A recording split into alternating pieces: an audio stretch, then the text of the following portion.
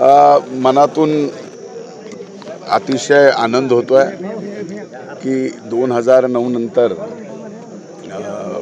पंकजाताईंना विधानसभेत मतदान केल्यानंतर आज पुन्हा त्या लोकसभेला उभ्या राहिल्यात.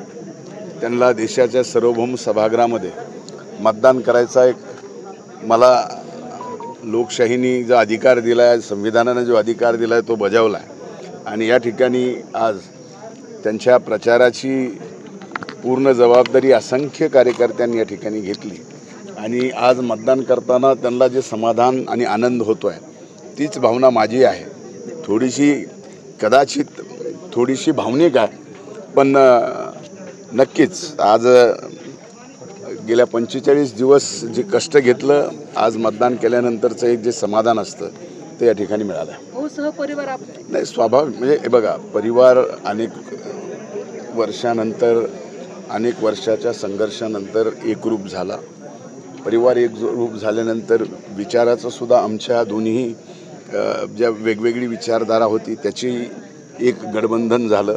महायुतीमध्ये आम्ही गेल्यानंतर स्वाभाविकच राजकीयदृष्ट्या सुद्धा आम्ही कुटुंबात अगोदरच एक झालो होतो आणि राजकीयही या ठिकाणी एक होऊन आज पंकजाताई लोकसभेची निवडणूक लढवत आहेत. आज मतदान आहे आणि त्यातून माझी लहान भगिनी आहे, त्यामुळं ह्या दुहेरी तिहेरी भावना माझ्या आहेत. यामुळं कुटुंब एकत्र येणं, विचारानं महायुतीमध्ये येणं आणि त्यात आता घरातला मोठा म्हणून करता म्हणून या लहान भगिनींची सुद्धा राजकीयदृष्ट्या त्या सक्षम आहेत, त्या कर्तृत्वानं, पण त्यामध्ये योगदान आपण देणं आणि तेही निकरीचं योगदान देणं हे या ठिकाणी एक त्रिवेणी संगम आहेत भावनेंचा, तो आज या ठिकाणी आहे. सभा घेतली होती, कसा विश्वास आहे? काहींनी या ठिकाणी जातीय रंग देण्याचा प्रयत्न केला, तर काहींनी या ठिकाणी आकडेवारी देखील सांगितली समाजाची. हे बघा, एक लक्षात घ्या, समाजाची आकडेवारी कशी निघते मला तर काय कळत नाही, कारण लोकसंख्या 2011 पासून या ठिकाणी सेन्सेक्सची कधीच आलेली नाही.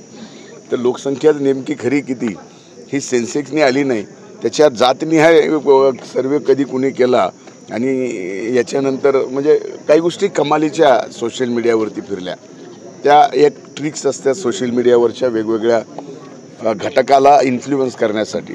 पण मला असं वाटतं की या अशा प्रकारचा प्रचार या बीड जिल्ह्यात प्रत्येक लोकसभेच्या निवडणुकीला होतो. मी ज्या निवडणुका पाहिल्या त्यात प्रत्येक निवडणुकीमध्ये असाच जातीपातीचा, धर्माच्या राजकारणाचा प्रचार या ठिकाणी केला जातो.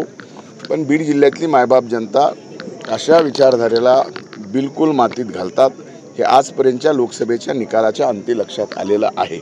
यावेळेसही तीच परिस्थिती आपल्याला पाहायला मिळून येईल आणि ऐतिहासिक मतानं पंकजाताई निवडून येतील